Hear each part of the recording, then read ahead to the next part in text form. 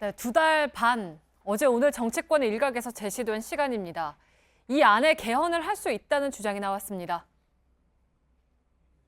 우리가 4.19 이후에 개헌을 하는데도 불과 2달 반에 개헌을 했습니다. 60항쟁 이후에 개헌도 역시 2달 반 정도 시간이 걸렸습니다. 네, 하지만 개헌은 대한민국의 큰 틀을 바꾸는 일입니다. 두어 달이라는 시간 안에 이게 가능할지, 급하게 후다닥 해치울 일인지 의문입니다. 팩트체크해서 확인해보죠. 오대영 기자, 그 당시에 정말로 2달이 걸렸습니까? 개헌안이 발의된 뒤에 네. 통과돼서 확정될 때까지의 시간을 저희가 하나하나 세봤습니다. 네. 1960년 개헌 35일이고요.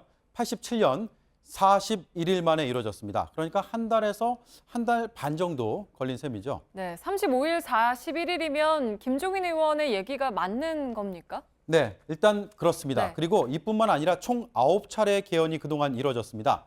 기간이 대체로 이렇게 걸렸습니다. 한 2달 정도 되죠. 그리고 1960년에는 개헌이 2번이나 있었는데 네. 두 번째는 12일밖에 안 걸렸습니다. 네, 12일은 좀 심한 거 아닙니까? 법안 처리하는 것도 아니고. 그때는 국민투표라는 절차가 네. 없었거든요, 법적으로. 그래서 이 투표에 걸리는 게 한 달 정도 된다고 생각을 하면 그게 빠졌으니까 12일이 걸린 건데요. 1960년 이후에 국민투표가 들어왔습니다. 네.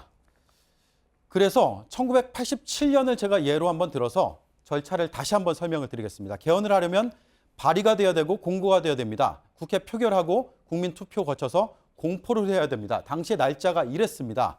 그래서 김종인 의원의 말이 일단은 맞는 것처럼 보입니다. 하지만 이건 그냥 기술적이고 행정적인 절차일 뿐이죠. 이에 앞서서 훨씬 더 많은 과정과 훨씬 네. 더 많은 논의가 필요합니다. 1987년에 개헌 때 주요 내용을 저희가 추렸는데 일단 딱 보기에도 복잡하죠. 네, 굉장히 많습니다. 네, 이게 오늘의 이제 핵심일 텐데 네. 저기 보면 김영삼, 김대중 회동도 있네요. 네, 저희가 당시에 어떤 일이 있었는지 하나하나 찾아서 기록한 건데 네. 85년 6월 5일 야권의 3당 총재가 모여서 내년 중에는 개헌을 하겠다. 이런 얘기를 합니다.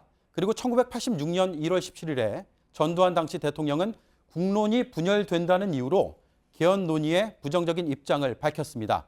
이런 논의가 1985년부터 87년까지 계속해서 이루어졌습니다. 야권에서는 개헌을 위한 1000만 서명 운동을 거의 1년간 벌였거든요. 시민사회 동참했습니다. 국민들 동참했습니다. 하지만 전두환 정권은 당시에 반대를 했었죠. 이제 본인은 임기 중 개헌이 불가능하다고 판단하고 현행 헌법에 따라 내년 2월 25일 본인의 임기 만료와 더불어 후임자에게 정부를 이양할 것을 천명하는 바입니다. 네, 결국에 6월 항쟁을 계기로 개헌이 이루어졌는데 근데 이게 2, 3년 동안 여러 논의와 충돌을 거쳐서 나온 결과였군요. 네, 이렇게나 많이 걸렸습니다. 네. 그리고 제가 하나 자료를 더 보여드릴게요. 이건 87년에 헌법을 개정할 때 국민에게 이렇게 하겠습니다라고 공고한 내용입니다. 그 네. 원본을 저희가 찾아봤는데 이렇게 적혀 있습니다. 마침내 국민 대화합을 이룩하여 역사상 처음으로 여야 합의에 의하여 헌법 개정안을 제안할 수 있게 되었다. 그러니까 정치권과 국민이 다 같이 동참을 했던 겁니다. 김종인 의원은 1987년에 민정당 소속이었습니다. 개헌 특위에 몸담고 있었습니다. 2달 반이 아니라 3년 가까이가 필요했다는 것을 누구보다 잘 아는 위치였죠. 네, 그러면 1960년 개헌 때 상황은 어땠습니까? 그때는 무척이나 달랐습니다. 개헌에 필요한 기술적인 시간이 아까 말씀드린 대로 35일 정도 걸렸고 네. 국민투표는 없었습니다. 87년처럼 사회적인 공론화가 없이 서둘러서 이뤄졌습니다. 그에 앞서서요. 3.15 부정선거 있었죠. 4.19 혁명이 일어났습니다. 수습이 필요했던 자유당은 내각제 개헌을 추진하겠다고 발표했습니다. 네. 그리고 다음 날 이승만 대통령이 특별 대국민 담화를 합니다. 하지만 분노한 민심은 계속됐습니다. 이 대통령은 결국 하야를 했습니다. 그 뒤에 저렇게 내각제가 확정이 됐습니다. 그러니까 김종인 의원 말대로 이때는 거의 2달 만에 이 모든 과정이 끝났습니다. 네, 그러니까 성난 민심을 수습하려고 여당에서 먼저 개헌을 꺼내든 건데 지금 상황이랑 좀 비슷해 보이는데요. 지금과 아주 비슷하죠. 네. 당시에 국민들의 요구는요. 대통령과 부통령 선거 다시 하자라는 재선거를 요구했습니다. 그런데 정치권에서 내놓은 해법은 개헌이었습니다. 자유당 입장에서는 개헌을 통해서 기득권을 유지할 필요가 있었고요. 야당의 입장에서도 그동안 쭉 요구했던 내각제를 이참에 관철시킬 수 있는 아주 좋은 기회였던 거죠. 그러니까 여야가 이해관계가 맞아떨어진 겁니다. 그래서 1960년의 개헌과 87년의 개헌, 성격 다르고 목적 다릅니다.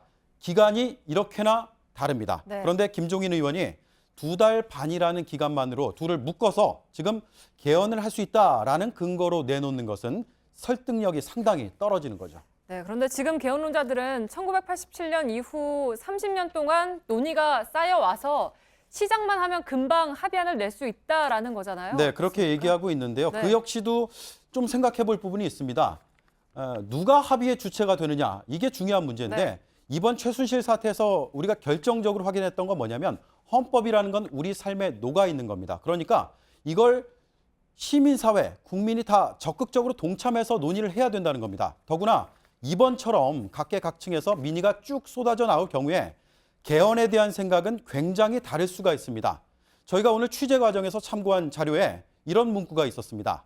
개헌을 소수의 현자가 결론을 정해서 국민에게 강요할 수 있는 시대가 이제는 아니다. 일부 정치 엘리트가 결론을 낸다고 해도 국민이 지지를 보낼지는 의구심이다. 이 개헌 문제가 어디에서부터 풀어야 하는지 어느 정도 답을 찾을 수 있는 자료였습니다. 네, 정치 엘리트라는 말 참 오랜만에 들어보는 말이네요. 팩트체크 오대영 기자였습니다.